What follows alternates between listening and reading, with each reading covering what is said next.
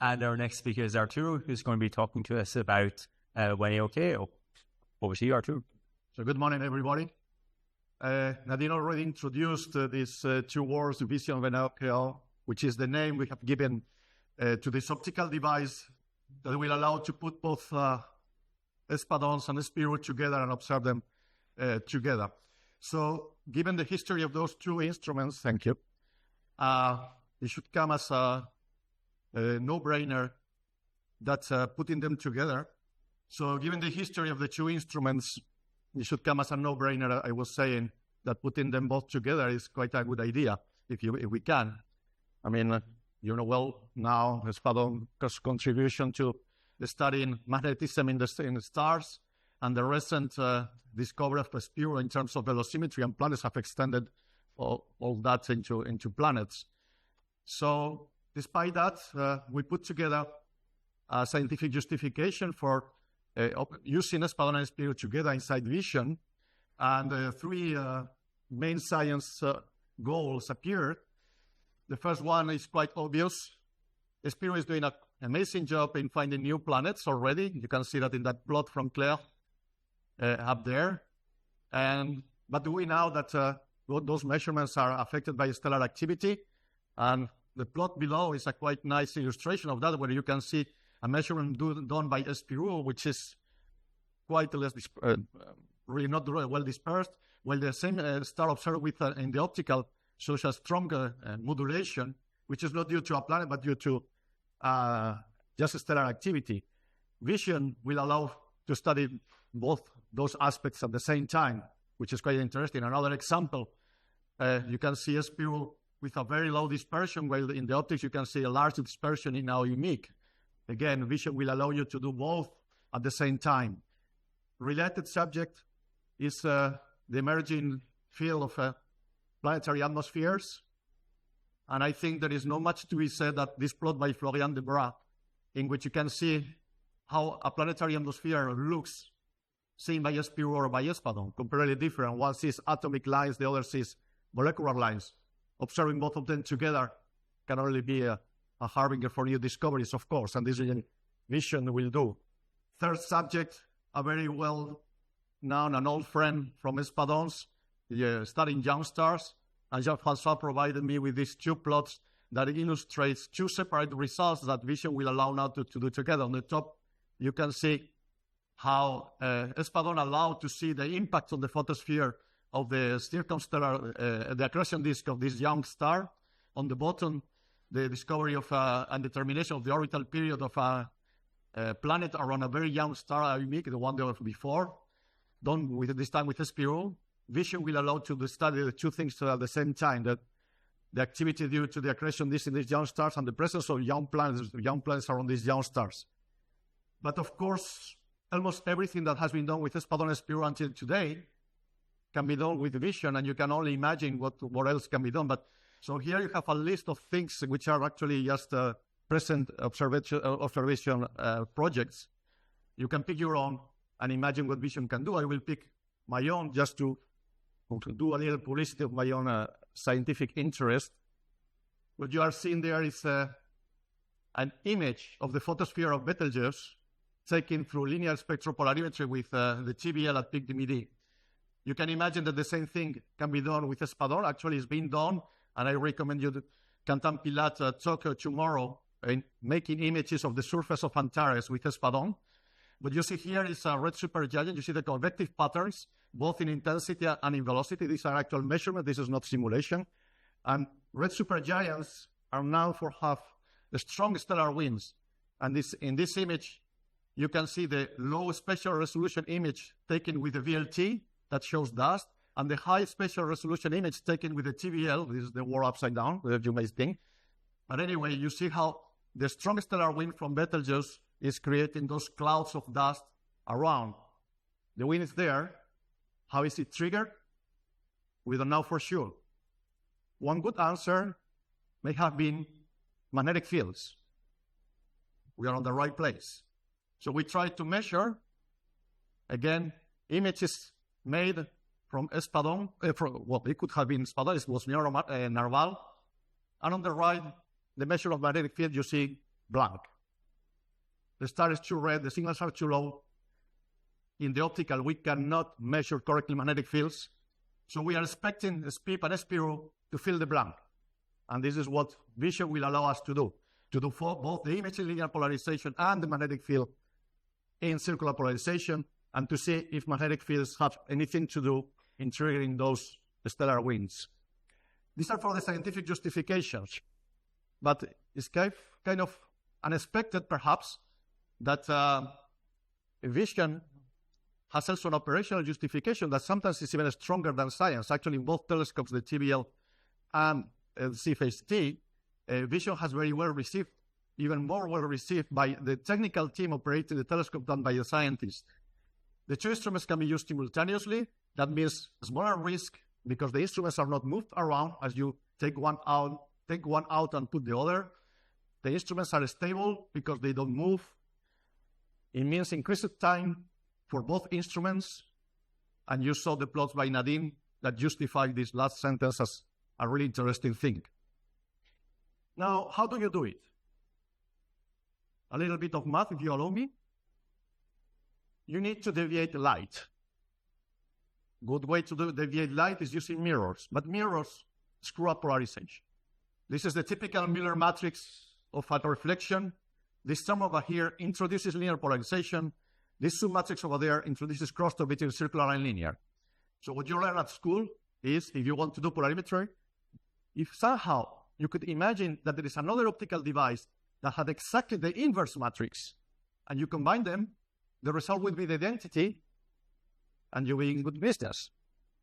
Now, what would be the inverse of this matrix? And this is one of those occasions where the answer comes from an unexpected place. And I bet all of you that you, as me, have always thought that group theory is not useful for much. We have learned all of them. Perhaps some of you are teaching it in quantum mechanics, and that's it. But for once, group theory provides the answers. The fact is that this matrix forms, these Miller matrices form a group. The group is called SO301. It is a very well-known group, but it doesn't matter. The point for us at this moment is that as members of a group, we already know that the inverse exists inside the group. So group theory tells us there is something that has exactly the inverse matrix that you want. And actually, group theory tells us what this inverse matrix is, because the O in the name of that group tells us that this inverse matrix can be accessed through a simple rotation. That's what group theory tells us. A rotation of the original matrix gives us the inverse. So pick your two mirrors. The one that is going to be the light, and the second one, rotate it, and the result should be the identity, should be transparent to polarization. This is the answer to vision. In the real world, two mirrors are never the same, and you never rotate things to 90 degrees. So you do not expect the intensity, the identity to be the final matrix. You expect something as close to the identity as you can. And what we propose is that it should be as close as this matrix here that we call the crosstalk matrix. This is the target crosstalk matrix of vision. Thank you. And you see that this is not the identity, but it's close enough. It comes from experience with the observations of Spadon and Spirou. Can we get it? Well, the answer is that if you put mirrors, metallic mirrors, yes. If it is dichroic, so you're observing the two at the same time, we don't know. So we imagine that vision should have three modes. This is the role of this blue piece over here. Two of them just use the straight light or mirrors. We know they work. The third one, the interesting one, mode 3, uses dichroics, and we don't know if it works. So how to answer that question? Build it. That's what we did at TBL, at PDMD. We built a vision, and we tried on the sky. This was our first try, measuring Vita CRV, Q, U, and V, comparing mirrors with dichroics. Good. There's a slight difference. Actually, the slight difference is the star evolving when we were switching modes. So we couldn't tell if vision was having any problem. Up to this point, vision works perfectly in dichroics and mirrors. And for most of you, this is going to be the case already today. Vision works for your sites, but not for everybody. There are cases. This is another test with gamma EQ. intensity right, circular polarization right, but in linear polarization, just you see that the black and the red are the same, but the blue is not. Vision was doing something, was introducing crosstalk. How much? 4% when we were expecting 1% of the overall less. Again, for most of you, this does not matter, but not for all of you. And we want it to be perfect. So we want to improve that. We want to correct that. How? Well, we need to figure out where this thing is coming from. And as per today, we do not know. There are two theories. There is some source of birefringence that we do not know, or perhaps the dichroics are not at the right 90 degrees position. The second theory is quite good because here you see what happens if you move the mirrors around. The blue is for this term over here. The red or pink is for this term over here. So mathematics predicts that this term should be larger than this one. And this is what we observe. So perhaps the mirrors or the dichroics are not at their right position at TBL, except that the numbers that we get are 10 times better than what we are actually measuring. So this cannot be the reason if mirrors were a problem, but mirrors are okay. Perhaps dichroics are more sensitive to this. We do not know. Still working on it. So just in case, we made a modification for those of you with some engineering aspects. At the TBL, the dichroics were pushed against the mechanics. So the actual optical phase position was sensitive to the parallelism of the glass. At CFHT, we are pushing the dichroics against the mechanics. So the actual optical phase is the actual reference surface. So we are expecting to improve in our precision in positioning the dichroics. If that is the reason for the error, we have corrected it, but we're still working on that. So I finish here. Perhaps some of you have heard that we are a little late. We are not so late as we could. Actually, what happened is, maybe you know, that we are building a spurious brother at PDMD, and the detector was found to have a construction vice. And this was only found when they put the detector in cold in the vacuum of the spectrograph.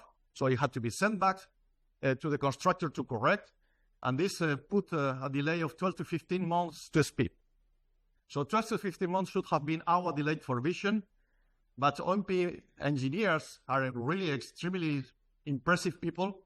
They had succeeded in cutting this delay twice in two. So we are at 6 to 9 months delay. Difficult to do better, even if INSU has helped us a lot and the engineers are doing their best, but this is the best we can afford today. So what we are expecting is that the instrument will be mounted by the end of this year in Toulouse, and we are aiming at a delivery in 2026. And for what we know today, we are okay with those calendars. Well, thank you. If you have questions, already to take in. Excellent. Thank you. Time for some questions. Some of the knowledge, you know, construir quite bad in the problem in what kinds of better bars out. It depends a lot of your stellar target. If you have a star in which there is no linear polarization measurable, the Stokes V will be as perfect as you have always measured. It's linear polarization is going to come into circular polarization. So if there was no linear polarization, the circular polarization is going to be okay. So no impact. The problems come when both linear and circular are large. And then you have a 4% thing that will be added to your error bar. If your error bar is less than 4% than circular polarization, then you may see it. But we are going to correct that.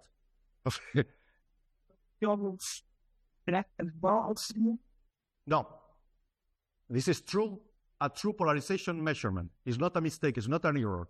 What you see is really stellar polarization. It's just stellar polarization. Again, we will correct it. You will not see that when you observe with vision Wenaokeao. So I wanted to make sure I understood the operational concept correctly. So currently we have independent mountings of Espadon and Spirou on the telescope. So post mid-2026, we would expect that would cease to happen, and we would always have a mounting of Wenaokeao. So that's my understanding, unless as long as you do not need the casting ground for something else, that both Espiro and Espadon will be simultaneously mounted. We are modifying the full casting grind zone, the full mechanics, and inside this new mechanics will be this blue piece that does the magic, but both of them will be permanently mounted unless the casting ground is needed for something else, which I do not know if that's the case. So I say no. So yeah, permanently mounted. Greg's just saying to tell maybe used occasionally for those people online. Okay, we should stop there. Thank you very much, Arturo.